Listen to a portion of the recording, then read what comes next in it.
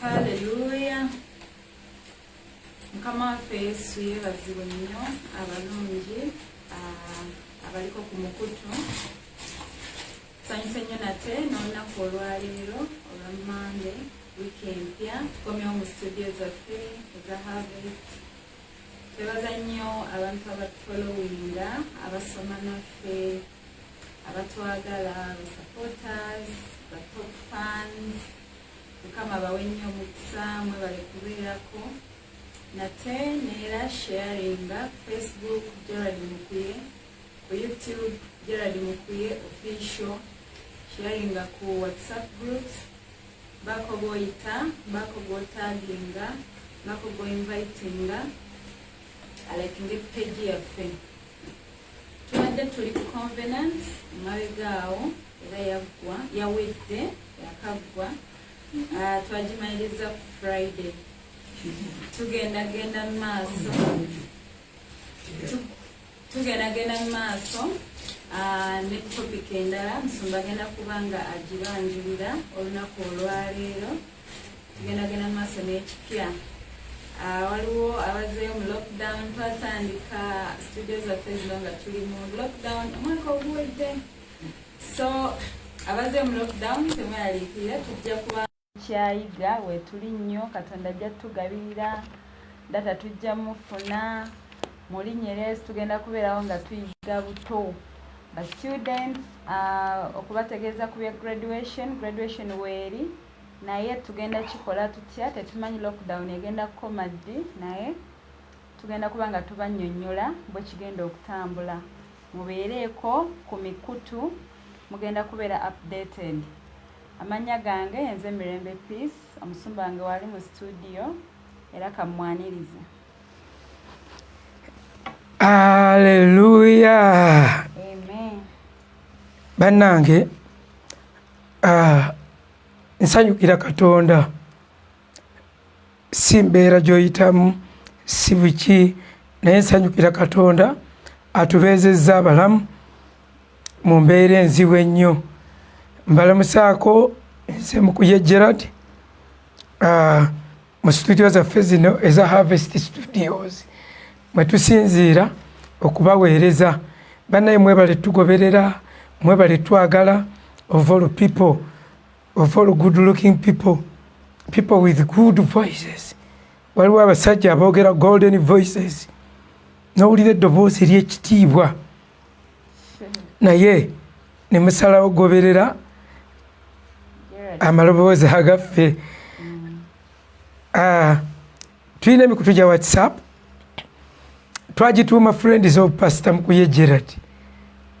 Ekyagituumisa bwe tutyo mu lubereberye twali tetwagala nnyo tutandise ekintu tukoze kitya, naye twayagala mikwano gya Mukuye tubeere nga twezzaamu amaanyi, nga tetwagala byakkaayana na kuyomba na kutuka, nga buli ali mu konfayinizi zaffe nga mukwano gwaffe. Tuzze twogera ku ndagaano, naye nga sinnaba kutandika njagala kusaasira mwenna abafiiriddwa kitalo nnyo ekya TB Joshua. Amawanga g'e Bulaaya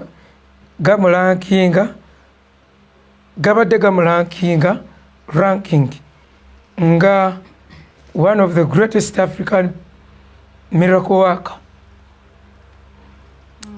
nga bamubalanga God is Channel.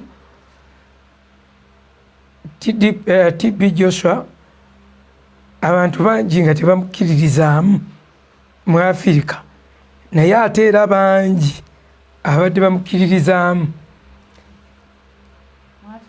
mu Afirika. Amawanga g'ebweru buli gy'abadde agenda nga bamwaniriza. Ndabye amawanga agamu gye yagendanga nga ne states people, president nga bamwaniriza ku airport, nga buli gyagenda asinkana n'abakulembeze b'amawanga ag'enjawulo. Naye yawumudde. Okufa kuzze kututuukako emirundi mingi era kulimu ekyokuyiga kinene wadde ng'okuyiga tuyiga kitono okufa kuzze kutubaako naye 90% tebayina kye bayigamu oba tetuyina kye tuyigamu. Ambasaasidde nnyo ab'ekkanisa ye nalabye emiranga n'okwaziirana era n'abamu nawuliddewo n'abaatula kyera Katonda afudde. Nze nakitegerako Katonda agenda kutta buli alowooza nti Katonda oba buli eyeeyita Katonda oba buli asinzibwa.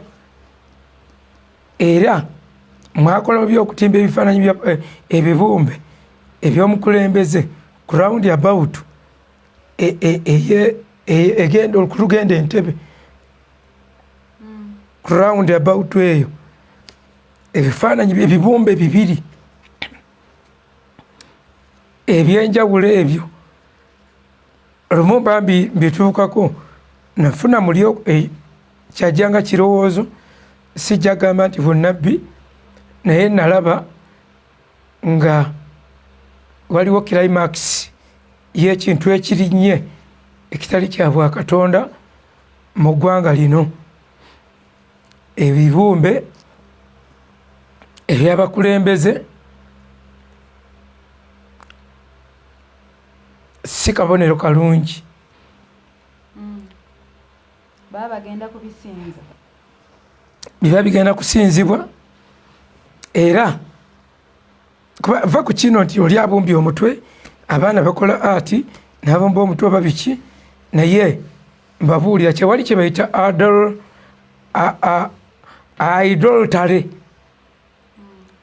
idolatry kusinza bibumbe idols nga temunaga nti kyamwoyo kati sooka webuuze gwaga nti kyamwoyo oli wa mwoyo nnyo. Idolatry kusinza bibumbe. Abantu banenya Catholic Church lwa kubumba Kristo mututumulye buli kanisa yandibadde n'ekifaananyi kye.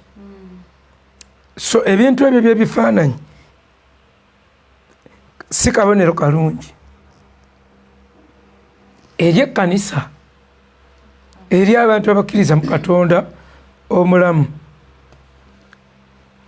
Nalumiriddwako nnyo abantu abagenda okukosebwa ennyo mu lockdown eno era kino ze sigwako bye ndowooza ku buli nsonga ate buli wendowooza ekintu naye nga waliwo external force ennemesa okukyogera mba sikyagasa afudde abasinga kubanga omugaso gwange guba gugasa ki. We are supposed to be mediums, we are supposed to be channels. Ekirala bwe mba nga ndi muweereza wa Katonda nga nnyimiridde okulweggulu ate nenkankana okutuusa obubaka bwe mba nnyina ku mutima eri omuntu yenna mba nfuuse useless era mba sikyagasa. Naye nze bino bye ndowooza sinatandika basema ne banyawo tukyali ku ndagaano tukyali ku ndagaano naye nsooka kubuulira ku bye ndowooza mu mbeera eziriwo. Current affairs because I'm current ziba zinkwatako ate teziri nnyo political no naye njagala tulowooleze wamu. Katonda tayagala bantu batalowooza era yakaayananga nnyo eri mu Yeremiya ndowooza 3:3 yali 3:22 Yeremiya 3:22 olunyiri olwo oluga nti abaana bange tebalowooza biwongole by'abaana ogenda ddunkeberera either 2:22 oba 3:22. Katonda anyumirwa nnyo abalowooza kyova olaba yatesitinganga nnyo aleese ba Adamu amuteera ebisolo mu maaso n'amugamba bituuma amanyi anoonya endowooza mu bintu Katonda byanyumirwa mu muntu we nga tatya na muntu we kwogera nti ali mu kifaananyi kye kwe kulowooza first nga tonnaba kugamba nti ndi mu kifaananyi kya Katonda omuzeeyi akolebwa mu kifaananyi kya Katonda. Katonda aba proud of you ng'okutewejjeeko obuvunaanyizibwa obw'okulowooza. Okulowooza kikulu nnyo si mu nsangi zino zokka naye mu mirembe gyonna okuva Katonda we yateeka omuntu ku dduniya kuno. Kati kyova olaba wali akayana n'agamba abaana bange tebalowooza byowongole by'abaana. Yeremiya essula ey'okuna layini eya 22 lusome. Kubanga abantu bange atusoma mu Yeremiya 4:22. Kubanga abantu bange basirusiru tebamanyi biwowongole by'abaana so tebalina kutegeera. Bamagezi mu kukola obubi naye mu kukola obulungi tebalina kumanya. Kakati owulira ne Katonda alina ebimuluma ku bantu be, buli we batalowooza agamba bange nze yabakola naye biba biwowongole eby'abaana. Kati saagala tubeere kiwowongole, saagala tuwolongoke, tulowooleze wamu ffenna nga tewali agamba munne nti gwe bibira endowooza eyiyo ngenda kukusiba olw'okulowooza bwe ntyo. Olwo lwe lumu ku lugezigezi olugenda okukubya gurupu emu eveerewo ddala mu nsi. Gwe kulowooza nti buli alina okulowooza nti alina kulowooza nga bw'olowooza, bw'atalowooza nga bw'olowooza, therefore mukwate. That is very wrong. One, tulowooze ku nsonga eno ffenna wamu, oba wasoma oba tewasoma, girowoozeeko ku levo zo. Let it be a debate mu mitima gyammwe. COVID, ebintu by'okuziyiza COVID biri more expensive than the treatment of COVID. Ekyo kibakanyugidde mwenna mukirowooze. At personal level, village level, county level, district level, national level, globally. Prevention of COVID measures, preventive measures, oba enkola zonna zemutaddewo byonna byonna tubibaze SOPs biki okuggalawo lockdown zemwogera mu luzungu ebyo byonna biri more expensive, biri more painful than COVID itself, biri more expensive than the treatment of COVID. Mbagambye, it is food for thought. Whether you are a soldier, don't be used. Okujja no kiteekateeka kyonna ekifojing. Annoying the president is maybe violating the rules at NTR. Zona restrictions zemwawadde zo nzikuttera ngenda zikwata. Naye mbagambye, let us think together. Let us reason together. Ekyo ne Bible ekyogerako eri mu Bafiripi 4 olukuva ku lunyiriri olw'omunaana ng'olwoddukayo emisinde. Mukirowoozeeko tukwate calculation. Nze mbabuulira kino, njagala nnyo ebintu ebiri practical. Nnyo ebiri practical. Ntera n'okweteeka mu butyabaga for the sake of the rest. Bafiripi 4:8. Bafiripi 4:8. Ebisigaddeyo abooluganda. Ebyamazima byonna. Ebisaanira byonna. Ebyobutuukirivu byonna. Ebirongoofu byonna. Ebyagalibwa byonna. Ebisiimibwa byonna. Obanga waliwo obulungi. Obanga waliwo ettendo. Ebyo mubirowoozenga. Think about those things. Nayogera ebintu nga 8. Now think about them. Naye atuwaayo food for thought. You are free to think. Thinking is automatic. Njagala mukirowoozeeko bulowooza. Mbagambye I'm a risk taker in life since I was born. Katonda ayagala yo training aginkozese bw'atyo. Mukazi olwanzala nansulawo n'atambula. Saddamu mulabako. From that time ntambulidde mu risks.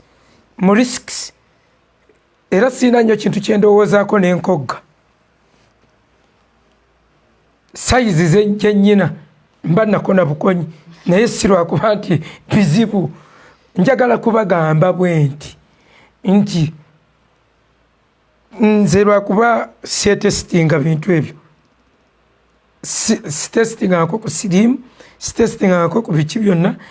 I rarely make tests si lwa bulagajjavu naye mba mbuuza it is okay kale nakyo kizibu ekyo kankireke because I am followed by many of you abayina those buli omu beetwala mu categories ez'enjawulo those who regard highly there are those who have family doctors with their family sicknesses.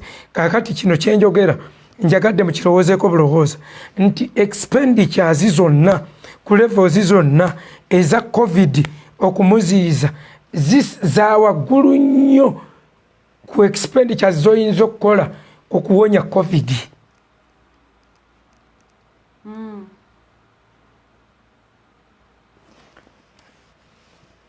Nze nakalwala ebintu ebyo emirundi giwera n'esatu nga bijja nga bijja sayiri zonna emuzogera zemwogera senyiga asitanze mbuuza biki senyiga waki wa binyonyi senyiga waki wa buwundo babaga nti insecticide kitegeeza bwe bafuuyira insecticide it cannot ekyo side kyeboogera kitegeeza killing bwawulira genocide killing masses insecticide killing insects. Kati eddagala eriteebyuka bw'olyeniheringa liyinza okukosaamu naye tesobola kutta okuggyako ng'obulamu bwo buli reduced to the level of insects kyokka likukosa. Saagala kubawabya nti ki ate kino togaa nti gwe buulira njiriyo sisobola kubuulira njiriyo kayokanga n'ebyo nabisomako nayagala nnyo sciences nenzikola mpaka ku university mu education nentwalako sciences. Kati primary bw'otwala mu education obitwala byonna mathematics physics chemistry biology genda okinoonyereza. Kakati bassebo ne bannyabo lwaki bino mbibagamba lwakuba ndowooza I am because I think and I think because I am. Kakati eddagala lya covid ebintu bya covid n'abasawo bennyini babitugamba ne president yabitugambye. One byebino ebimu ku bye tubadde tukola naaba mu ngalo kuva dda nga tunaaba mu ngalo it is not costly to wash hands. Teekako mask it is not costly mask ya 1,000 abamu bw'oba oyingira mu arcade nobaga ngenda kugula ebintu bya kanaana naye siinaamu za mask agamba nokugakaako nze batero zimpera ku arcade ko nze mbadde ngenda kugulako awo muzindaalo nzireyo olwa masiki ye era akugulira masiki nemugulako omuzindaalo oba abalirako yamanyi naye kyenkugamba masiki ya 1,000 okunaaba mu ngalo kwa bwereere social distance ya bwereere okweyoteza kwa bwereere steaming ddala bwe mba nammwe mukkiriza nti biwonya kubanga ffe bye tukozesa last year omuntu yasooka otulagira ku bintu ebyo yaliva London covid nga amulumye nnyo twalina Musumba Sakira ng'awona atunnyonnyola bwe yasavayivinga n'atunnyonnyola bwe yesitiiminga n'abalala abazze bawa amagezi buli muntu yenna waakiri amanyi ti enniimu mu Uganda enniimu 4 za 1,000 mu Uganda awo nawona tetunnaweza mutwalo tetunnagumalawo okwesitiiminga amanda ga 2,000 buli kale kwoga fumba amazzi wesitiiming kale ako kakaaga ne wesitiiming covid amawugwe ne gata n'otereera sifuru buli muddugavu yenna asobola okuwona covid mu nkola bwetyo ebikola ebiri at our disposal apart from coping the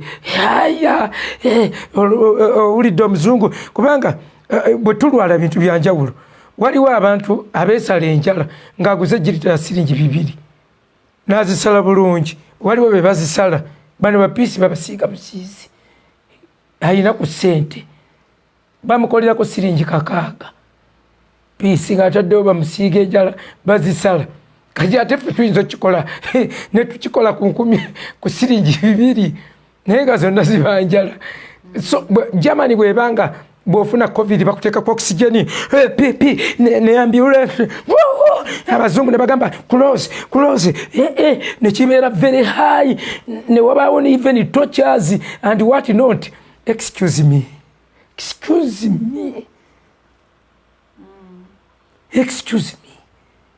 we are Africans, we are Ugandans.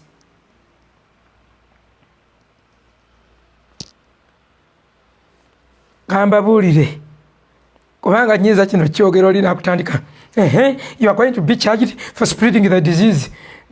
I know okumanya kuzibwa emitwe mifu naye no spreading kubanga nze zonna SOPs bwe mumala ozimbuulira nga ne president bwe yazoogedde mbanja zikola. Then what else? What else? Naye omuntu akutte fees nakasasula nze juzi wali ku St. Juliana basasula emitwalo 95 omalira mu kakadde kamu emitwalo 2 nyina y'abaana 2 mbataddeyo sentence yeeyo bukumpi obukadde 3 ne requirements nkutta abali ku St. Joseph mitwalo 9 nzitaddeyo nkutta abali ku gundi oyonoonye miliyoni 4 wakazisaayo lockdown. Amasomero lwaki go tegakola ekyo? Lwaki buli mwana tagenda n'ennimu? Lwaki essomero teryo ngaaga overcharginga? Why can't schools buy neem baziyita batya mu luzungu? Lemons. Lwaki amasomero temugula lemons? Ku shopping gye mukola mu mazzi gammwe wali ne mukamuliramuko ne wabaawo ne heaters ezifumba amazzi agookya. Lwaki obwana bwe bulwala essomero teribaako wali lyawulidde? N'amasomero nago olaba nago gegereetera ebizibu.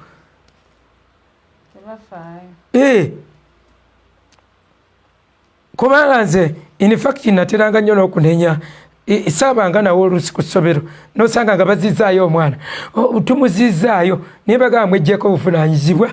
Why do you disturb parents? Tuteeke wali tyotyo sayinizi za covid zonna zino tuzirina omwana wuuyo azifunye tyotyo tumusitiimingeko tukole ki? Oba kale eddwaliro liryo lituli kumpi bakebere. Bwe bakebera ate nabo obukerenda babumanyi bwa lubatu bakuwa vitamini C ne bakuwa simayina akaani simayina kwini gwe musawo bukya bulabe bakuwa batugamba tewali ddagala lya covid. Naye ate kakati abantu mu Uganda ate buli lunaku basoma abawonye. Era ne mukama waffe president bwe yabadde asoma n'agamba abawonye bali emitwalo 4 simanyi mu mmeka. Ate batugamba teri ddagala. But it is a curable disease. It's not an incurable. So mbadde mbawa food for thought. Mukirowoozeeko nti we can live with, we can treat ourselves in an African way cheaply by following the SOPs. SOPs, teziri expensive. Tezeetaaga any lockdown, tezeetaaga impossible applications, because there are a lot of impossible applications. You are not supposed to cross from one district to another.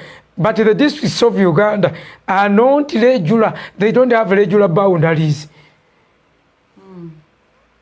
Ntebe ali mu Wakiso, Gayaza ali mu Wakiso, Nansana ali mu Wakiso, ne Wakiso. Bw'oba ogenda Entebbe, you cross 3 districts. The borders are open. Bwe mba nagenda e Rwanda, I will cross 4 districts. I mean, I'm not defying the president's regulations. No way. Ndiroya kakati ate nsirwala atya okumenya amateeka naye kyembagamba, let us think. Bino si bya opposition, si bya opposing, but let us think together. Let the doctors also think. Togamba go sing about doctor. No way. ndabye baddokita abanywa sigala abasukka mu 10 ng'ate bamanyi dangers eziri mu sigala. Not every randi person can reason properly. Reasoning is a gift also. Tulowoolezebwamu tugateekate expenditures oyinza okuteeka ku mulwadde kubanga tukkiriza it is bad, it is dangerous, and we are sorry for the people whom we have lost through this pandemic. But let us calculate. Calculating preventative measures bwe ziba za costinga billions. We had to buy a lot of beds. We had to buy pickups, a lot of them. We had to buy. Lwaki mbasigamba abalimi bonna ne tuba encouraging okutufunira lemon. Ne tu encouraging heaters. Ne tu encouraging wakiri bu blender. Ka blender ka mitwalo kale abiri wangulira kameka kale abiri mwemeka ka 12 ka blender nitukubaka wakiri I mean na yemisinde chichi baisa wa covid amafuta agavuga ku district olukulumulule lw'abantu I mean why and why. Kakati abagenda okukosebwa be bano abagenda okufa enjala banji effects ngamba eza preventive bazita preventive measures. Olugero olutuufu olugamba nti okugema kusinga okuwonya, but not in all things. It doesn't cut across in all diseases. Waliyo okugema okw'ebbeeyi ennyo ng'okuwonya kwe kuli kiipa. Mu kirowoozeeko nze mbawadde food for thought. Let us think together as a nation. Let us think together.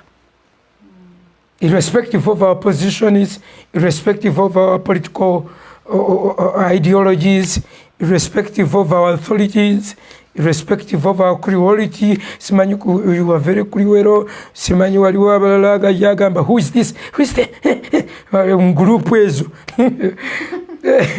Oba okyekoza n'ofa. I mean naye nze mbadde mbagamba nti mukirowooze wamu ffenna tukirowooze. Singa sente zetugenda okussa mu education ogitereeza singa tugitadde ku bino ebiri cheap twandibadde wala education kigenda gyetwalira emyaka 40 okuddamu okutereera. Kino nkikulayirira. You talk of kwogerera ku simu, simanyi kusomeseza ku simu, teri mufirika. Olaba naffe mu church zitawanyiza abakristaayo babeera mu church ne basaafinga baba mulagiridde olunyiriri abaalubikkula ka message ne kajja you have received 20 nalaba ko shiringi tasobola butakabikkula nga muntu mukulu asoka nava ku Bible ebya Bible katakuliiko era church Bible wezadda ku simu church zaddirira nnyo. Ekisooka obusimu bwaffe standard zaazo ebintu ebiyingira mu ggwanga biri substandard. Olwokuba biri substandard, China yetuwa ebintu netuweeramu amasimu agatakuuma lyanda ekuwa ogusimu ogunene nga gukola omulimu gw'akasimu akatini ennyo ak'amapeesa. Ensi eyina wise phones muziyita smart, ffe tukyalina dial phones. Kakati what we are copying, what we think we are or we should be, we are imagining. Yeah. We imagine ourselves as we are in the first world. Mbabulire, God is a fair God. Abana b'okasasiro tebalwala. Siru akumati Katonda musiru. Amanyi ensonga why? Amanyi bagenda kufa before time. N'abakuuma abaana babeera ku street tebabasaddaaka. Who protects them? Okay, so ladies and gentlemen, mbadde mbagamba bugambi food for thought. Mukirowoozeeko. It is recorded. Eddwaliro nakagendako ku malwaliro wali wewandegeya nali nyingira mu banka covid naye nenjukirira bye boogera niimu biki sigala ntutambula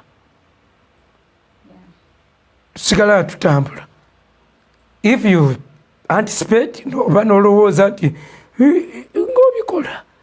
ng'obikola naye ebyo ebintu biri cheapu. The disease obulwadde buno gye buli mwebuli ekyo kiweevu kino kyemulaba ekiyita mu Uganda. You be witnesses without fear or favor.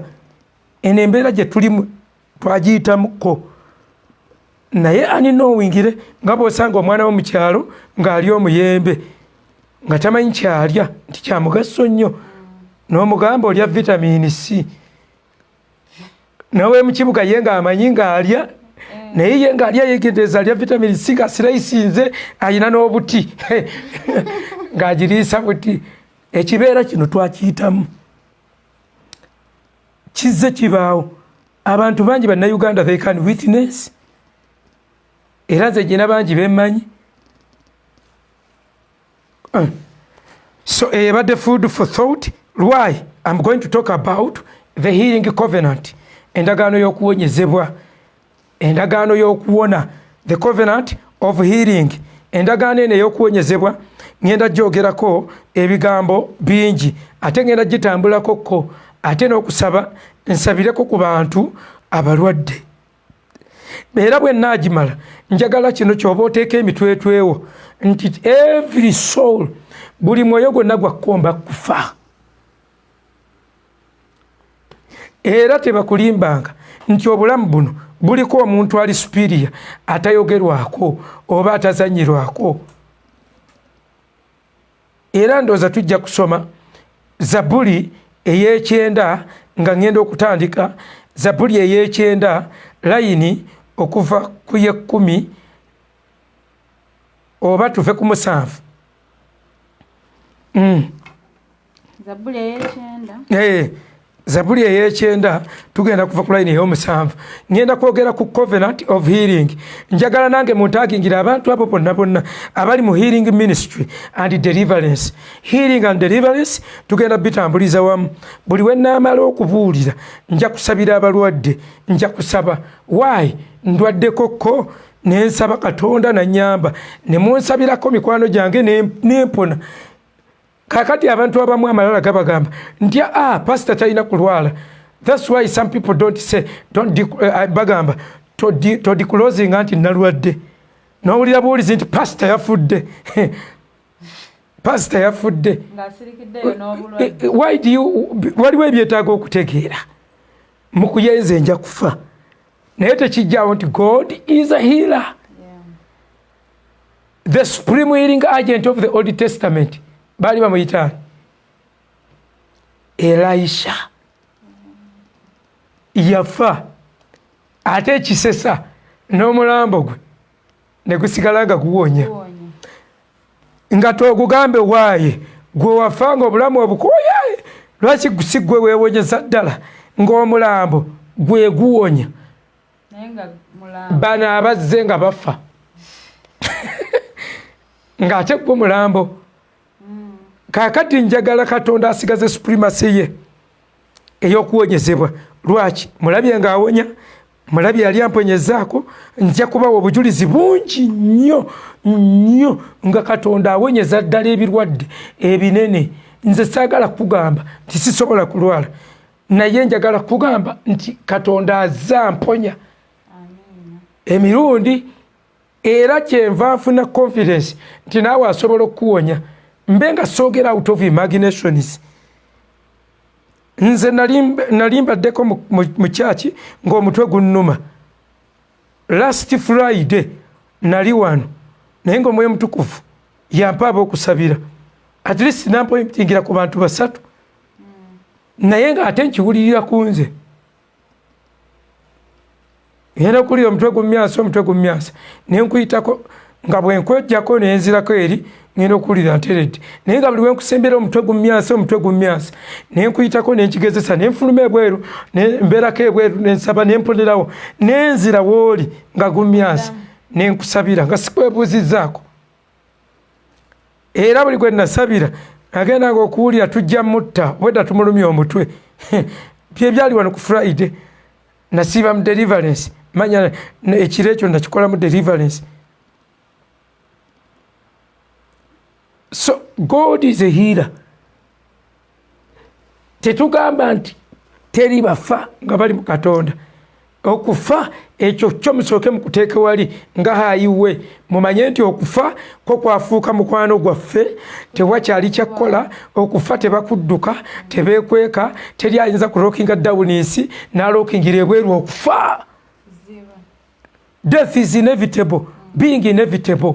Lwaki ngenda babuulira ebyo nayo n'ebintu gye bitandikira ebintu gye biva endagaano eno Katonda amala gyagikole ebyo nabyo ngenda bibabuulira bwe natuuka ntuuke mu practical part every time buli tunaba tumaliriza tujja kusaba gwe kkiriza Katonda ku lwa muganda wali mu Uganda ku lwa muganda we yagwa eddalu ku lw'omuntu we yagwa eddalu waliwo abantu bangi abaali abalalu betulabyeko n'abamu balabyeko ne tubasibula ne baddayo ne bakola emirimu gyabwe. Waliwo abantu abasimbu betuyinako obujulizi kyokka tetulabye n'abatawonye. Sigamba nti the supremacy is not upon me. Naye olw'okubaze mulabye ng'akola I need to be positive. Nkusabire gwe omulwadde nange nalwala naye Katonda era namponya. Azza tutaasa mu bintu bingi obwo obujulizi nzizembuwa several times. At one time nali ndwaddeko nga sisobola kufuka musulo. That is 1996. No, 1997, 98. Nali sisobola kufuuyisa. Ndi musumba.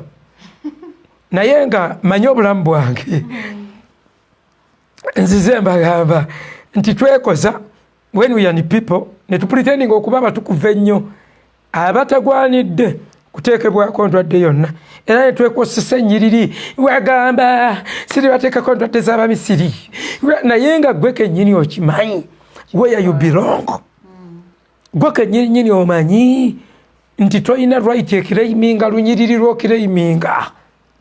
Wagamba teri kyakulwanyisa ekiriweesebwa okulwana nammwe naye gwe kennyini okimanyi nti nga tonatuukamu olunyiriri 17 eri 14 13 agamba mu butukuvu mwoliyima okunywezebwa najja ng'aluka nti bw'olimala okunywezebwa teri kyakulwanyisa ekiriyimirira okulwana naawe ekiriraba omukisa. It is only that tetuli real eri obulamu bwaffe. Tetuli open. Tulimba communities, tulimba abatwetolodde, ne twerimba naffe, ne twematiriza ddala ne twerimba mbu tuba tugwanidde buli kintu. Nga bwe twematiriza titwesalira musango, nze sesalira musango. How will you repent? Ebyo nabena tugenda tukwata mpola. Nja kumaliriza maaso awo mu maaso eyo nga nkuwa ensonga 25. Engeri 25 omuntu zayitamu okuwonyezebwa. Tujja kukozesa ebitabo bingi nnyo olw'okuba ekintu kyenjogerako kyekisingamu abacupuzi, kyekisingamu obuweereza obusingamu ebintu ebyobulimba, obusingamu pretense, obusingamu okwekoza okungi, obusingamu hallucinations, obusingamu abaguba eddalu naye nga bali smart, obusingamu abayaaye, obusingamu abacupuli bakonimeni, abafere ab'ekitiibwa, abafere abagagga, bonna bafumbekedde mu buweereza buno obwa healing and deliverance both physically and spiritually. Olw'okuba bye bajjuddemu abeerimba buno obuweereza bwe businza okubaamu obutabo obungi ennyo obuwandiike ngamba obuweereza bwa healing and deliverance. Ndi musomi wa bitabo nkwata eri y'emu n'engisomo gifiirako nali nkutteko ne ngamba kati now kizi kusoma time for kusoma about healing and deliverance. Nensoma obutabo, nensoma ebitabo bya Ashban bamuyita Ashburnham Insights about healing. Nensoma ebitabo ebya Timothy Payne about healing. Era nze bwe ndowooza oyo Timothy Payne of all writers is the greatest writer about healing. Abasigadde tebalina kipya kye bawandiika apart from testimonies. Nensoma ebitabo ebyo ebitabo tujja bikozesa. Lwaki mbagamba nti ebitabo bino bikulu naawe weesomere mubenga temuwakanya nze nzekka. Ogenda kuwakana n'ekintu kinene, ogenda kuwakanya ba healing writers bonna tu. Bw'omala okuwakanya ba healing writers owakane living testimonies n'abantu bennyini abaliriyo who are breathing nga balina obujulizi. Nensoma omusajja naye is great writer bamuyita Morris Maddox, The Christian Healing Ministry. Ekitabo kye nenkisoma kikulu nnyo. Bino mbyogera gw'ofune confidence mu byengendo okugamba byonna omanye nti si bino byogera. Obasawo Abaganda baafubutuka mu masabo ne bayingira amasabo g'ebbaati ne bakola buli fujjo. Waliwo abantu basatu omuntu ekwalima.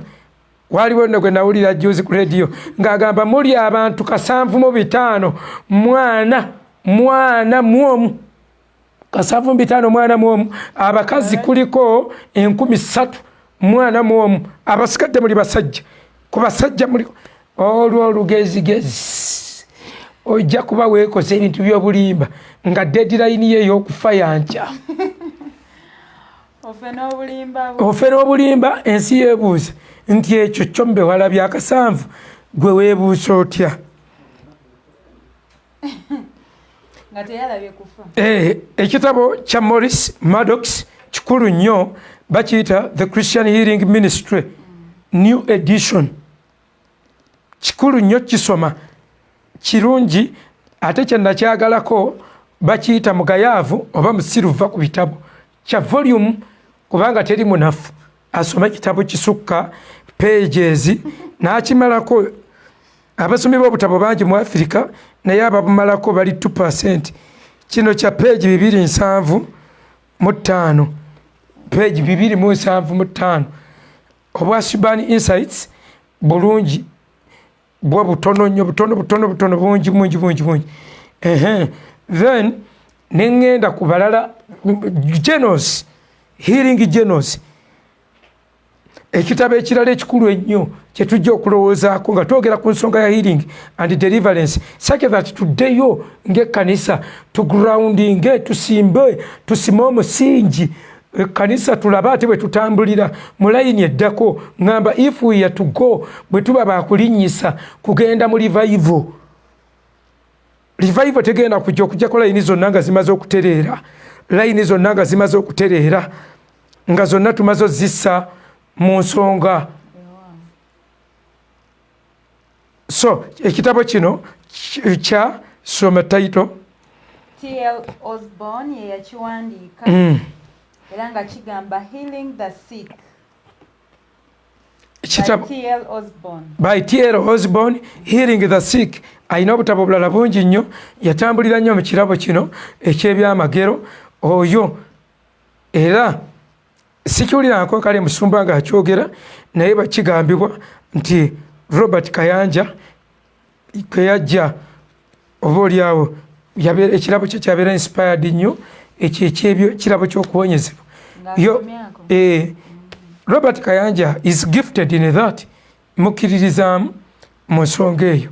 N'abalala mulimu n'abalala mu Uganda, mulimu n'abalala mu ggwanga lino, naye nga be batono ennyo, ebirala ebisigadde bingi nnyo bya kiyaaye. Naye tuli ku healing and deliverance. Akati Katonda yakola endagaano ya healing and Deliverance yatukolera endagaano eno twakalaba endagaano tubadde twakalaba endagaano 9 ziri endagaano 15 bassebo ne banyabo mujjukire gye tuvudde nga tujja twogera ku ndagaano ng'endagaano ya Katonda tuli ku Godly Covenants twatandikira n'endagaano waliwo endagaano ez'abantu abantu n'abantu ne tubaawo n'endagaano abantu n'okufa ze twali twalagaana n'okufa ezo zonna zirina provisions mu Bayibuli ne wabaawo n'endagaano ate Katonda eza Katonda n'abantu zino eza Katonda n'abantu ne tubagamba ziri endagaano 15 endagaano ne mbagamba esooka baali bagiyita Solaric Covenant endagaano ey'okubiri Edenic Covenant endagaano ey'okusatu Adamic Covenant endagaano ey'okuna Kainic Covenant endagaano ey'okutaano Noahic Covenant endagaano ey'omukaaga Abrahamic Covenant endagaano ey'omusanvu Saraic Covenant endagaano ey'omunaana Agaric Covenant kakati tuli ku ndagaano ey'omwenda ku ndagaano zino 15 ey'ekkumi ku nsengeka yange ejja kuba Mosaic Covenant oba gye tuyita Old Covenant era ejja kubasangulamu ebintu bingi nnyo mwe nga mulowooza mu buli kitabo ekiri sayidi eno mbu ndagaano nkadde ebyo bya ndagaano nkadde nga mwejjako obuvunaanyizibwa bw'okutegeera ebyo byonna tujja birambika mu nsonga zino endagaano ey'ekkumi y'endagaano y'Abaleevi Levitic Covenant eyo tubuzaayo bwe tuva ku ya healing ne Mosaic tujja genda ku Levitic Covenant eno Levitic Covenant abasumba abamu muyina bakubira masimu ne mbagamba babeereko eno yo njagala bwe tugikola mwenawe n'abakamera mbeera alati tugiteeke ne ku ma-TV gonna mwanagane n'ekyo ekintu tukimale tukijje mu ddiiro endagaano y'Ekireevi ze zimu ku ziri so confusing naddala nga tutuuse mu biweebwayo then ey'ekkumi Palestinian Covenant tujja gyogerako nkulu nnyo nayo okugitegeera endala ey'ekkumi ejja kuba Solot Covenant endagaano y'omunnyo eyo nkulu nnyo munyina benjo bagamba mbatagingire a specific group of people then Davidic Covenant endagaano ya Dawudi eyo nayo tujja giraba nga nkulu nnyo eyina kyetussa kinene nnyo era eyina byeyoolako mu ziri zonna ze tumaze n'ebikuŋŋaanya n'etuwa go forward endagaano ey'ekkumi eneesemberayo ddala y'endagaano empya bwe tunagguka ng'olikkiriya bulungi I'm telling you ekyo kyokka trait eyo erimu okuwonyezebwa akati tuli ku Healing Covenant kandeke wakiri nga njanjudde wadde obudde nga butambuddemukko Healing Covenant Katonda yagikola nga yeeraga nti alagaanye olwa terms n'ekirayiro ne conditions of biki bitulaga nga it was a covenant era ba theologians kyegibatuumisa nti ndagaano otherwise without it okufa kwanditumazeewo lwaki Katonda agikola tusooke tusome kuva tugenda gisoma tusooke tusome awantu wabiri kuva 15 olunyiriri olwa 26 oluvannyuma babuulire lwaki Katonda yeerayirira okuwonya obulwadde abatabulabye okuva 15 wagamba nti n'ayogera nti obanga owulira nnyo eddoboozi lya Mukama Katonda wo soma bulungi n'ayogera nti obanga owulira nnyo eddoboozi lya Mukama Katonda wo n'okola obutuukirivu mu maaso ge n'owulira amateeka ge n'okwata by'alagira byonna sirikuteekako ggwe endwadde zonna ze nateeka ku Bamisiri kubanga nze Mukama akuwonya. Tulaba terms, tulaba condition, tulaba promise era tugenda kulaba ebirala bingi ebiraga nti akyeyamye akikozeeko endagaano n'ayawulamu ne group endwadde n'atazimensioninga kubanga nyingi nga buli generation erina pandemics erina endwadde nyingi nnyo ezigirumba naye n'ateekawo condition nti gwe bw'onoonyiikira okuwulira eddoboozi lyange nga kikulu nnyo okulowooza ku kigambo okunyiikira mu bulokozi bw'onoonyiikira okuwulira eddoboozi lyange kubanga kikulu nnyo okukola exposition wano mu okubamanyisa nti waliwo eddoboozi Katonda lyayogera mu buli mulembe nga kyetaaga obunyiikivu bumpi bwa mirundi 3 ng'obunyiikivu obusooka okulisensinga n'olyawula okulijja mu maloboozi amangi n'omanya nti Katonda yayogera nange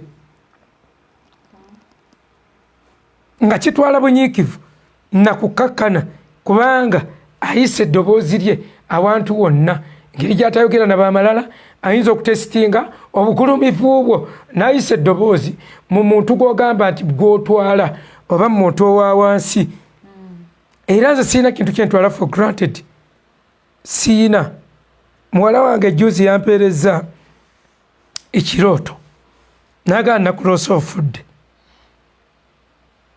saakitutte for granted era nababuuliddeko bano bonna buli omu gwe mmanyi ayinza okunsabirako ne mubuulirako nesigamba nti kubanga waliwo enjawulo wakati w'ogutima ogugumu olugezigezi okwefuula kyotali n'okukkiriza n'obusiru ekyo Aristotle yakigamba Alexander the Great yakimugamba nja kiddamu maaso eyo nga nsomesa methods of healing yakimugamba kubanga Alexander the Great yalinnya olusozi waggulu ennyo kubanga eagles zibiika ku top of mountains ezitali za Crater Lakes ziba n'amazzi waggulu ku mutwe naye ensozi ezitalina mazzi ku mutwe eagles gye zibiika zo tezikola biyumba byazaawo zeekweka eyo kaakati Alexander the Great yali mwana muto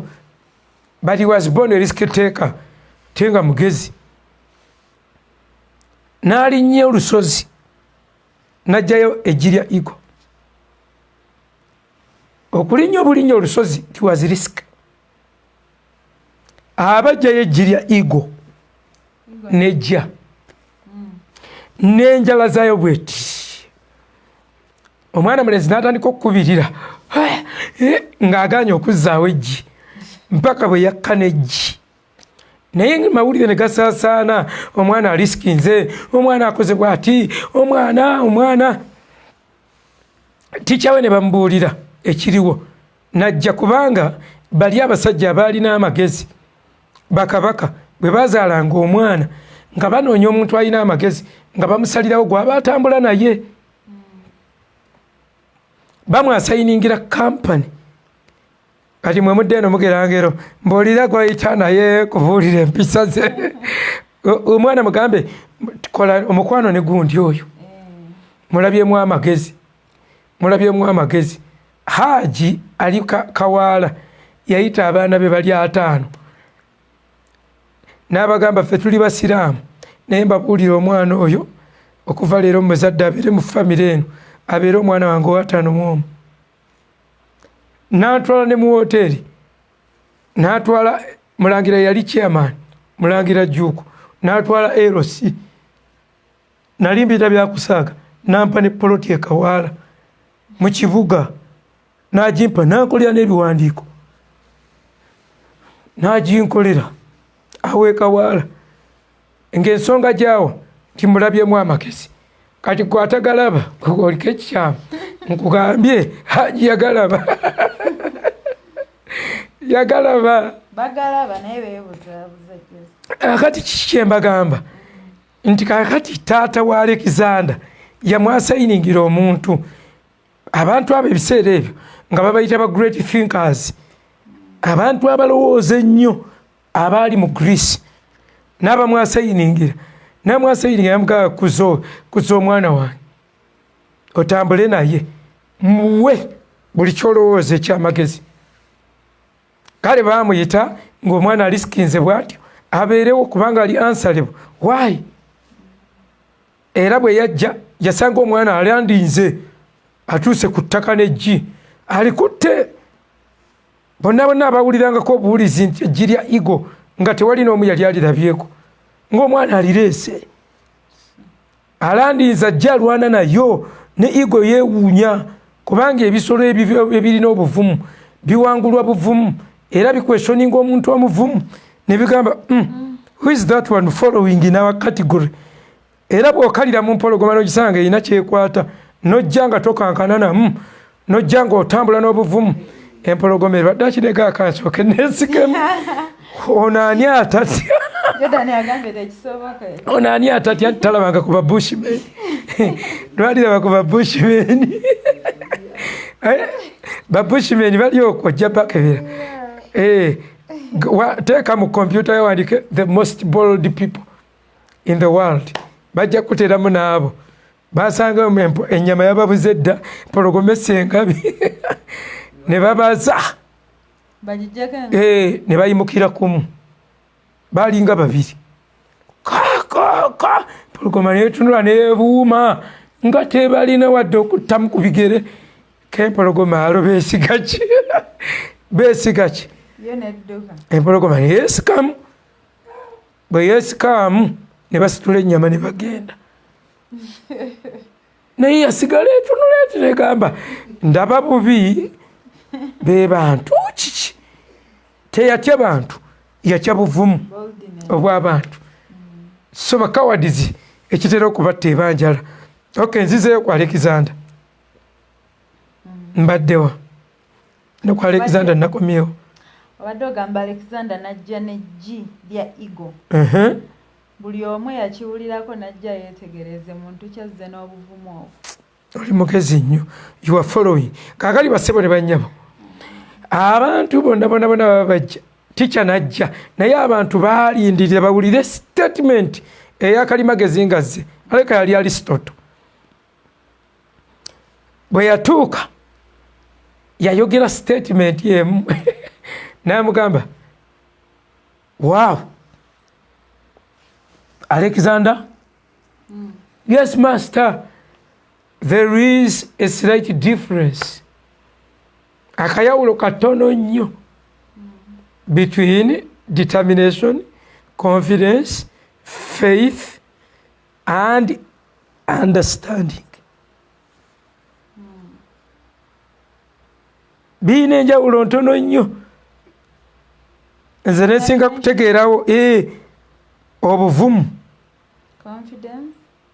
obumalirivu okukkiriza n'obusiru omusiru alumba nalo anti yetamanyi repercussions ate era alina okukkiriza naye bw'ali kakati biina kalayini there is a very thin line ebyawula toyinza kumanya oba ono akulumbye ayimye mu kukkiriza oba ayimye mu butategeera in fact even trust oba ayina kye yeesiga otyo mulimu abamu ng'ogutima gugumu bugumu nga si faith si kukkiriza naye nga gutima gwe bwe guli nga yajja buzinaga emitima gyakaluba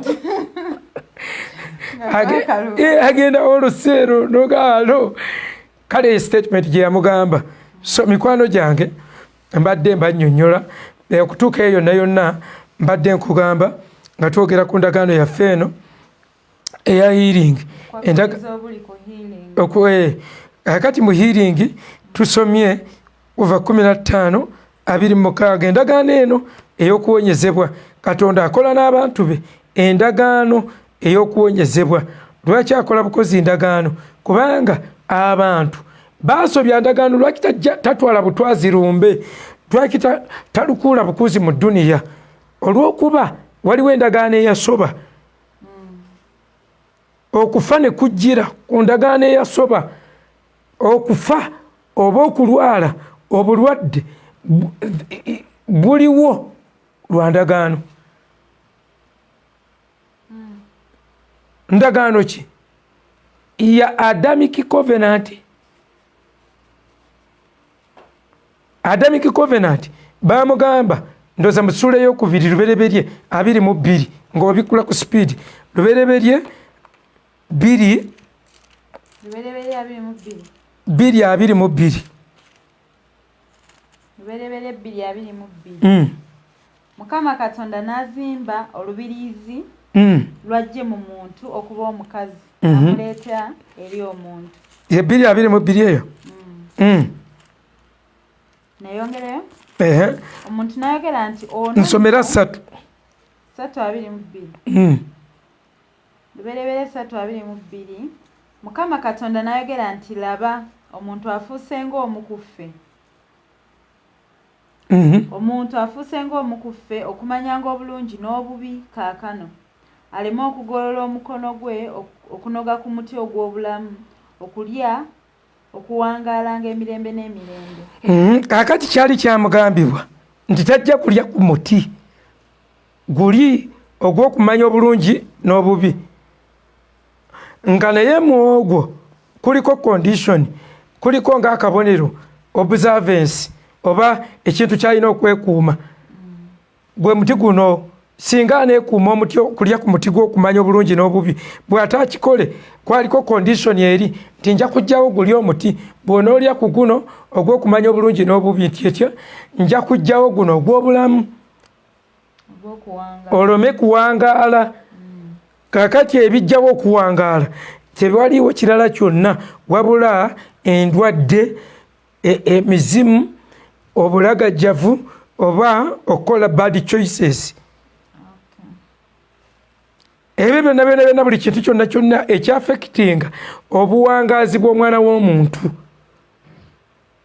obuwangaazi bwonna bwali busibiddwa mu muti naye endagaano eyo gye twayise Adamic Covenant kati abantu bwe baalya ku muti ogw'okumanya obulungi n'obubi ne bajjawo omuti ogw'obulamu oguziiza byonna ebitaminatinga obulamu omuti ogwo we baaguggyaawo kaluma nywera kujjawo omuti guli ogw'obulamu kaakati endwadde ne zijja nga zijjidde ku ndagaano emenyeddwa egamba otyo naye Katonda n'akola endagaano n'abantu abalanyiikira okuwulira eddoboozi liryo liri ly'atanyiikira kuwulira Adamu yawulirako ku ddoboozi naye n'atanyiikira kuliwulira n'aliruuzinga at one time kaakati ku mulundi guno gwokka okunyiikirira kwe okuwulira eddoboozi n'otakyamizibwa ddoboozi eriddala eriri ekisitaano erya mukazi wo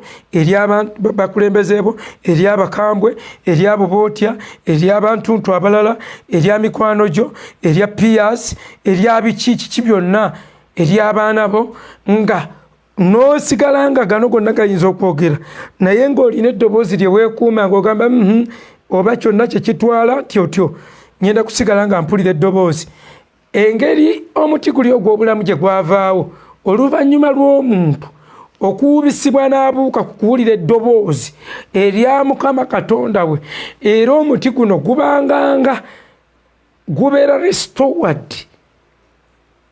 Katonda agutuddizaakokko okumala ekiseera kale waakiri n'ajjako tocha waakiri n'ajjako kye tuyita premature death okufa mu biro ebitannaba kutuuka n'akijjawo ne yeesigaliza kike kyokka eky'ennaku endagaanye otegedde bye ŋŋambye awo ekitonotono olaba bw'otegedde ekitono waliwo atategeeredde ddala bassebo ne bannyabo bwe twalya ku muti gwe baatugaana Adamu bwe yalyako nga Katonda yamuwerekera eddoboozi erya tolya ku guno ku muti guno bwe yagulyako mu lusuku mwalimu omuti the tree of life nga bwe banakuteera omuti gwa ssente mu nnyumba yo oba tolikalira kakati omuti guno baaguteekawo ng'ebikendeeza obulamu biyinza okuba byaliwo byabangawo naye ng'omuti guli ogw'obulamu bureefi yaagwo ekuumira okufa ebbali ng'okufa tekuyingira mu bulamu bwaffe nga tekuyingira mu mibiri gy'abantu ng'eddoboozi omuntu gy'akoma okwekuuma guli eddoboozi ly'omuti guli gyakoma okufuna obulamu okuva ku muti guno ogw'obulamu. Okitegedde? Nga life was directly proportional to obedience. Okitegedde? Nga obedience yensalawo omuti gw'obulamu. Omuti nga obedience yakugondera ddoboozi gwe tugondedde okuli katubale emiti okuli eddoboozi n'obulamu.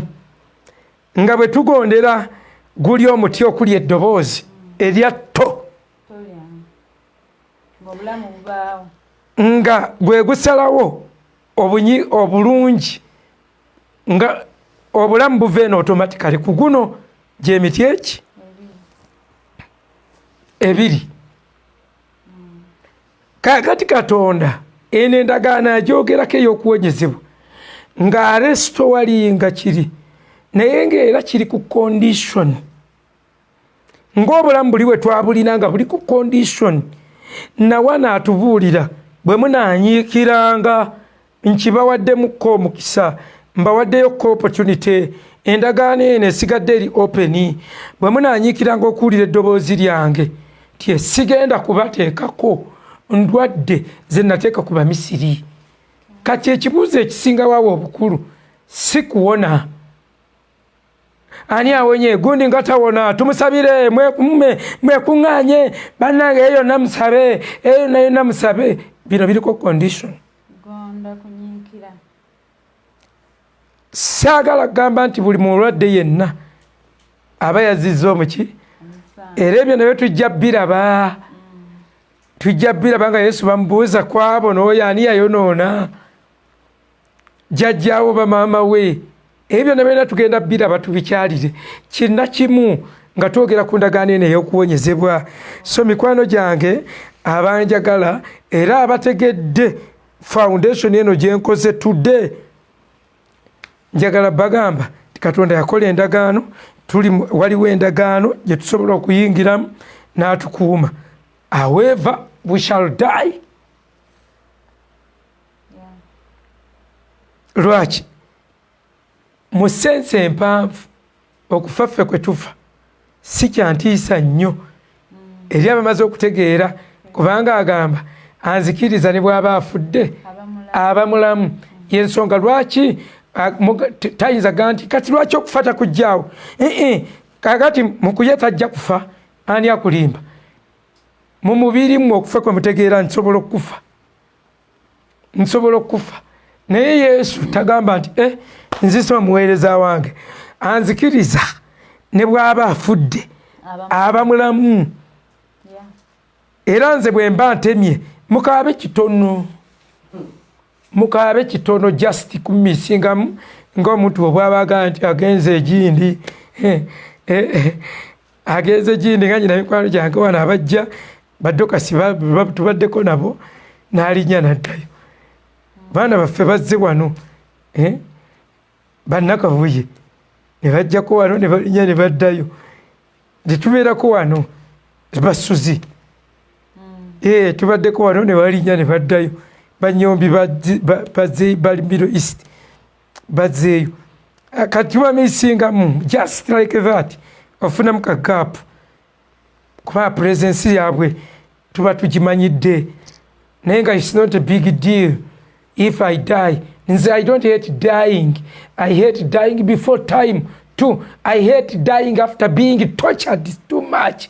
Ebirwadde ne byenkoza buli obulwadde bunnuma ate ne butanzita buba bwadde bunnuma yirigale. Buba bwadde bunnuma nga bundiko yirigale. Wakitegeera? So mikwano gyange mwenna njagala kubagamba tukwate mpole essomo lino, buli omu awandiike notes. Abawandiika obutabo saagala kugamba nti eno copyright. Njagala mu byenjogedde oli waddembe okuwandiikamu ekitabo. Sijja kulimba ne bw'otampa wadde 10. Nze kyennoonya kiri kimu, manyi mandeeti Mukama Katonda gye yampa. Lwaki nkyasigadde mu bulamu buno? Nyina bye nteekwa okwogera, nyina bye nteekwa okwogera. Mibiri gikoowa, emibiri girwala, emibiri gifunamu emibiri gyakulabirira nja bibawa byonna ensonga 25 ng'ezimu ku zo bw'oba tozifuddeeko bantu abamu bafa lwa bulagajjavu abamu bafa before time abalala bazze bafa mu ngeri ez'enjawulo nabadde gambye ne Zabbuli tugisome tukimalirize. Zabbuli ey'ekyenda layini ndowooza tuve ku ya 12. Zabbuli ey'ekyenda layini ya 12 ojja bitegeera mpola ebintu bino. Zabbuli ey'ekyenda okuva ku 12 oba va ku layini ey'omunaana okuva ku lw'omunaana wagamba otadde obutali butuukirivu waffe mu musana gw'amaaso go ebibi byaffe ebyekyama mu musana gw'amaaso go. Ekyo nyinza obutakiddamu naye Omuzabbuli amanyiyo n'ebibi ebyekyama buli omu alina ekibi kyeyakola nga takyatula Katonda yekka nga yakimanyi era ng'omugamba Mukama gwe wekka gwe nayonoona kubanga ensi eno gy'okoma oluusi okwerogoza ng'oyatula oyatulira b'oyonoonye. Bishopu Ntagali bwe yavaayo n'akonfesinga kati ate nannyini mukazi amufuukidde ekyambika ate yamututte mu kooti ayagala amusasule $5,000,000 so ng'omusajja akonfesinga. Kubanga ennaku zaffe zonna ziyita mu busungu bwo emyaka gyaffe giggwawo ng'ekirowoozo ennaku z'emyaka gyaffe gye emyaka 7 era naye amaanyi gaweza emyaka 8 naye amalala gaabwe kwe kutegana n'okunakuwala kwereere kubanga gayita mangu naffe ne tubula. Okay, kati olunaku lw'enkya njabba nnyonnyola Zabbuli eyo era olwa 12 n'agamba atya otuyigirize tubalenga bwe tutyo ennaku zaffe tuyoke tufune omutima omugezigezi. Enkya ngenda kubasomesa engeri gye tufunamu omutima omugezigezi n'engeri y'okwekuumamu mu bulamu buno obwa bulijjo. Mbannyonnyole si buli muntu yenna afa oluusi sitaani yabaamuse abantu abamu nabagambye bafa before their time. Mukama nga talaba nga tabavunaanyizibwako tebamwewa ebyo bya condition. Abalala bafa olw'okuba nga bavudde mu condition eri, abalala bafa olw'obulagajjavu bwabwe, abalala bafa n'obusiru butta. Sitaani atta, obusiru butta, oluusi netanyiikirira mu kufaayo, omubiri gwo guyina ebigusasitaininga, bw'otagubiwa mu buli ngeri yonna yonna ojja kufa. Nze sikkiriza mu kigambo ekigamba Mukama bw'aba asazeewo ne bakutemako omutwe ne bagutwala mu ddwaliro baguzza era ne bagutungako n'oba omulamu. Nze sikkiriza mu kigambo ne bw'owebaka mu kkubo emmotoka ne zitomera ne zirinnyalinnya ne zikola zitya ennaku zonna. Sikkiriza mu kigambo ne bw'obeerabeerawo simanyi biki. Tulina obuvunaanyizibwa ku bulamu bwaffe. Kyova olaba Yesu yatugamba can't you watch with me for even an hour, ng'atuwa obuvunaanyizibwa nti you can watch with him.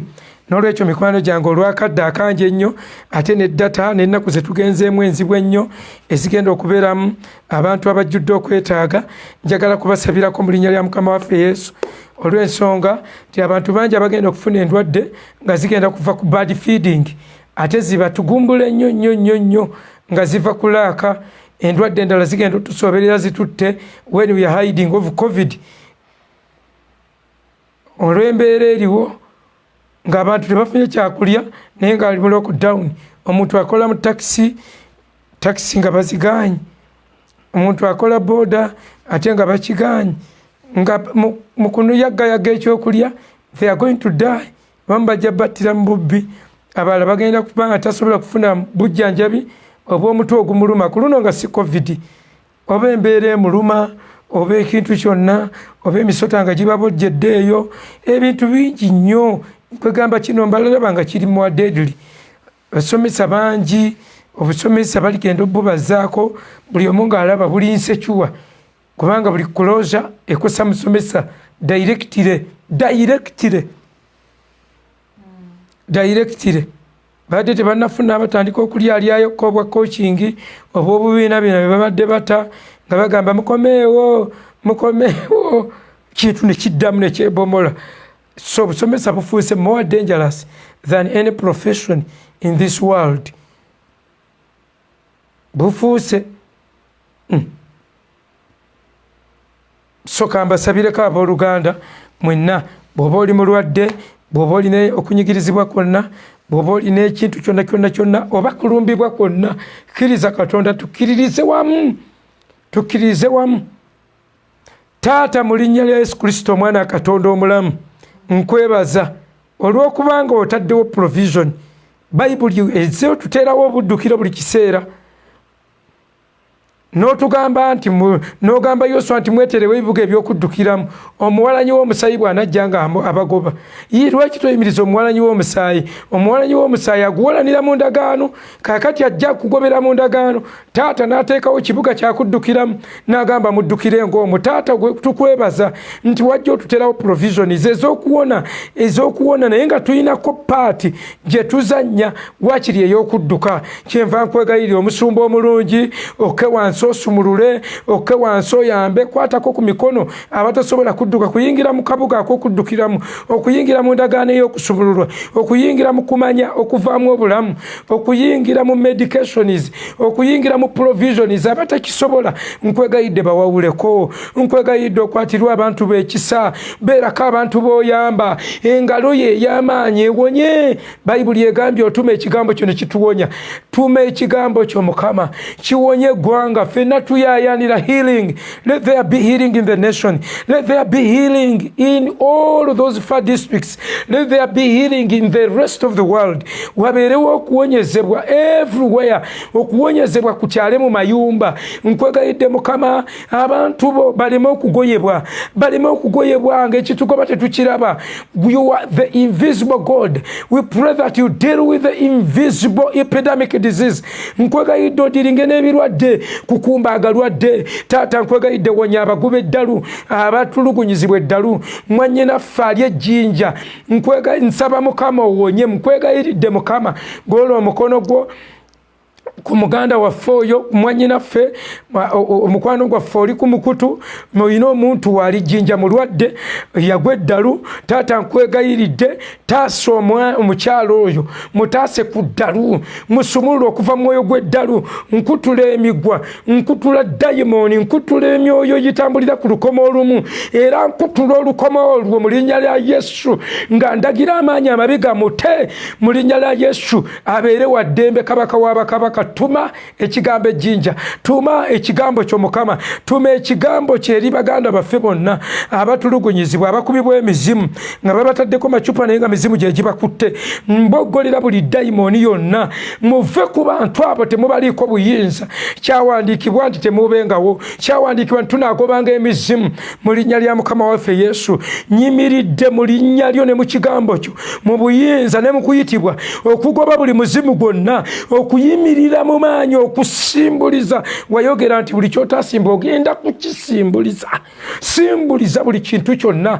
Endwadde eziwambye, endwadde ezegulidde erinnya, endwadde eziridde show, endwadde ezipromotinze aboonoonyi, endwadde ezikoze effujjo mu ggwanga lino. Mukama kyekiseera oswaze endwadde, oswaze bonna abazifudde bizinensi, oyamba abantu babanyigirizibwa, abasibiddwa ku migwa nga tewali n'omwataasa, nga tewali wadde ayamba, osaasira abagenda okufiira mayumba enjala, oleeta obugabirizi bwo. Kwegayiridde oyambe bannayuganda, yingira mu bintu by'eggwanga lino.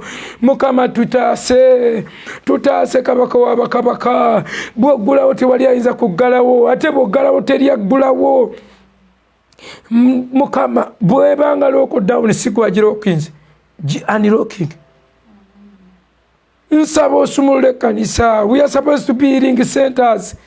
Ngama bagenda okuwonya endwadde z'omubiri we babagudde, basigadde bagule, kiriniki nga nzigule, amalwaliro magule. Naffe ba healing agents ab'omwoyo ab'endwadde zonna ez'omwoyo na zino zennyini ez'omubiri. These people are too limited. Bo bali limited, bano abasawo wadde nabo gwe wabawa ekirabo, naye ebiseera ebisinga bye bibalemye ate okozesa ba spiritual healing agents okuwonya endwadde zino ez'enjawulo.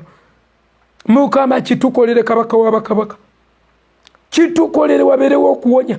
Mbuniza obumwa bw'emagombe, mbuniza obumwa bw'entaana mu ggwanga lino. Dayimoni ezibadde zikonsuminga abantu mu masses mu linnya lya Yesu. Bonna abagufudde omugano ogwagalwadde gano okufuna ensimbi, byonna byonna mbigaana mu linnya lya Yesu. Mukama yimuka, endwadde zisaasaane, yimuka abalabe basaasaane, wabeerewo healing environment right from here. Nkwegayiridde kabaka w'abakabaka, wampita kusabira bantu bo endwadde era mbalabye ng'obawonya. Singa saakulaba ng'owonya, singa saakulaba kobozzo mponyanga nga numbiddwa, nenkulaba ng'olwana, nenkulaba ng'oyimiriddewo, nenkulaba ng'oziiza okufa, nenkulaba ng'ogamba okyaliwo. Nkwegayiridde Mukama, gw'oba okola, nkulabe ng'okola, nkulabe ng'otaasa, nkulabe ng'osumulula, nkulabe tuddemu okulaba ng'ozuukiza abafu, ng'otukozesa mu kuzuukiza abafu. Ogambye omukono gwo si gwe guyimpa wadde,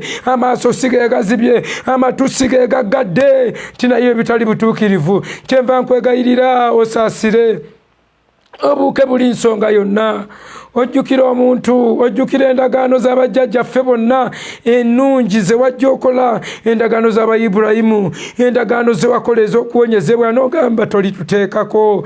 Tuyigirize nno kale okuwulira eddoboozi lyo, tuwulire eddoboozi lyo, eddoboozi lyo. Wagamba endiga zange zimmanye eddoboozi, tusomese eddoboozi lyo. Stretch our ears, train our ears to follow, to obey, to listen, to clarify, to understand. Twawula eddoboozi lyo mu ngeri ez'enjawulo zonna, tulawula eddoboozi lyo mu bireekaana byonna, osobola okutuwonya. Tuwonye, twegayirira ku lw'eggwanga lyonna, tuwonye. Taasa Uganda Mukama, taasa eggwanga lyaffe, taasa abantu baffe, taasa Mukama w'abakama. Nkwegayiridde ebitala byonna bidde mu biraato byabyo. Tutandika okuwulira empewo ey'emirembe, tutandika okuwulira the breeze of peace ng'ejja ng'empewo nga bwe tuwulira sea breeze ng'eva ku nnyanja. Tuwulira okuwonyezebwa. Saza mwagala otaagabi agatambula mu matumbi budde, emyoyo egifaafaganya mu ttuntu, emyoyo egitulugunya abaana ekiro, dayimoni zonna ezitula zikunya abaana mu linnya lya Yesu. I paralyze the space. Nsanyalaze ebbanga mu linnya lya Yesu. Byonna bibeere dormanti. Taata obiyimirize, nyimirira mu buyinza bw'eggulu okuyimiriza operation of the sicknesses, okuyimiriza operation of death. Bayibuli egayegwa okufa amaanyi go galiwa, okufa kumiribwe mu linnya lya Yesu Kristo omwana Katonda omulamu. Mira okufa, swallow the death, swallow death. Nkwegayiridde Mukama, endagaano zonna ze twalagaana n'okufa zimiribwe. Kabaka w'abakabaka, otuyingize mu ndagaano ey'obulamu, tuyingize mu ndagaano y'obulamu. Omwoyo omutukuvu beera mukwano gwange, wiiki zino zonna ze tugenda okwogera kuwonyezebwa, taata beere nga weeraga bwe tukwogerako. Ministresi yaffe sinze mponya, era obujulizi bwonna bwe naawa nja gamba n'owonya, n'ozuukiza, n'oyamba. Siffe, we are ready to give all the glory and the honor to you. Fetuli baddu buddu abafa, mortal men who believe that you can use us to our fellow mortal men. We are nothing but mortal men. We are nothing but vulnerable groups of people. We are nothing. We are people who can disappear in a moment. Kyenva nkwegayirira malaga tukozesa ku lw'ensonga etubezesezza abalamu, otukozesa eri bannaffe. Byonna tubisabye nga tukkiriza okuyita mu linnya erya Yesu Kristo Mukama waffe. Amen. God bless you. Olunaku lw'enkya tusitulemuko kukukkiriza okusingako wano. oddemu okkirize ku lw'endwadde yalema, oddemu okkirize ku lwa siriimu akuluma, oddemu okkirize ku lwa covid, oddemu okkirize ku lwagalwadde gonna gonna amanywevu, oddemu okkirize, ddamu okkirize ku lw'ebintu ebyagaana, ddamu okkirize. Deliverance ajja kugenderamu ebintu bingi nnyo, enkya tujja kunnyonnyola meaning of healing and deliverance. Tugende tusome ebintu bingi nnyo, tule endagaano eno. Njagala buli omu okikole, osome, owandiike. Njagala mu restructuring ebintu bingi mu linnya lya Mukama waffe Yesu.